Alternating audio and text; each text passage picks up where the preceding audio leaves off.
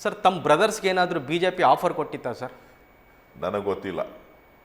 ಅಲ್ಲ, ಜನರ ಮುಂದೆ ಒಂದು ಸತ್ಯ ಹೇಳ್ಬಿಡಿ. ಈಗ ತಾವೇ ಹೇಳಿದ್ರಿ ಎಲ್ರಿಗೂ ನೋಟಿಸ್ ಕೊಡ್ತಾರೆ, ಥ್ರೆಟ್ ಮಾಡ್ತಾರೆ ಅಂತ ಹೇಳುವಂಥದ್ದನ್ನು ತಾವು ಹೇಳಿದ್ರಿ. ತಮಗೇನಾದರೂ ಆಮಿಷ ಬಂದಿತ್ತಾ?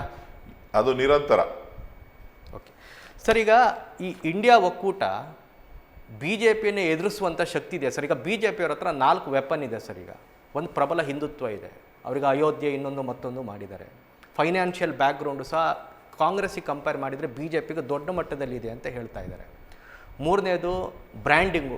ಈಗ G20 ಇನ್ನೊಂದು ಮತ್ತೊಂದೆಲ್ಲ ಮಾಡಿ ಇವರೀಗ ವಿಶ್ವನಾಯಕ, ವಿಶ್ವಗುರು, ಭಾರತ ಎಲ್ಲ ಕಡೆಯಲ್ಲಿ ಪ್ರಕಾಶಮಾನ ಆಗ್ತಾ ಇದೆ ಅಂತ ಹೇಳುವಂಥದ್ದನ್ನೆಲ್ಲ ಹೇಳ್ತಾ ಇದ್ದಾರೆ.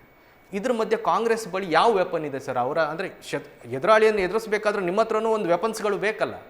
ದೇಶದಲ್ಲಿ ಕಾಂಗ್ರೆಸ್ ಸರ್ಕಾರ ಮತ್ತೆ ಪುನರ್ಸ್ಥಾಪನೆ ಮಾಡಲಿಕ್ಕೆ ಕಾಂಗ್ರೆಸ್ ಬತ್ತಳಿಕೆಯಲ್ಲಿ ಯಾವ ಅಸ್ತ್ರ ಇದೆ? ಈಗ ಕಾಂಗ್ರೆಸ್ನಲ್ಲಿ ಏಕತೆಯ ಮಂತ್ರ ಇದೆ, ಕಾಂಗ್ರೆಸ್ನಲ್ಲಿ ಭಾರತದ ಅಭಿವೃದ್ಧಿಯ ಮಂತ್ರ ಇದೆ, ಕಾಂಗ್ರೆಸ್ನಲ್ಲಿ ಸರ್ವ ಜನಾಂಗವನ್ನು ಒಟ್ಟಾಗಿ ತೆಗೆದುಕೊಂಡು ಹೋಗುವಂಥ ಶಾಂತಿಯ ತೋಟ ಭಾರತದಲ್ಲಿ ಆಗಬೇಕು ಅಂತಕ್ಕಂಥ ನಂಬಿಕೆ ಇದೆ. ತತ್ವ ಸಿದ್ಧಾಂತಗಳನ್ನು ಇಟ್ಕೊಂಡು ಕಾಂಗ್ರೆಸ್ ಪಕ್ಷ ಹೋರಾಟ ಮಾಡ್ತಾ ಇದೆ.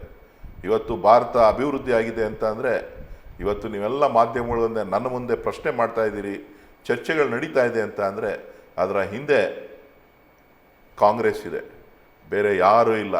ಈ 10 ವರ್ಷಗಳಲ್ಲಿ ಆದಂಥ ಬೆಳವಣಿಗೆ ಅಲ್ಲ, 65 ವರ್ಷಗಳ ಸುದೀರ್ಘ ಆಡಳಿತದಲ್ಲಿ ಅವತ್ತೇನಿತ್ತು, ಒಂದೇ ಒಂದು ಗುಂಡ್ಸೂಜಿ ಮ್ಯಾನುಫ್ಯಾಕ್ಚರ್ ಮಾಡಲಿಕ್ಕೆ ಸಾಧ್ಯ ಇರ್ತಿರಲಿಲ್ಲ.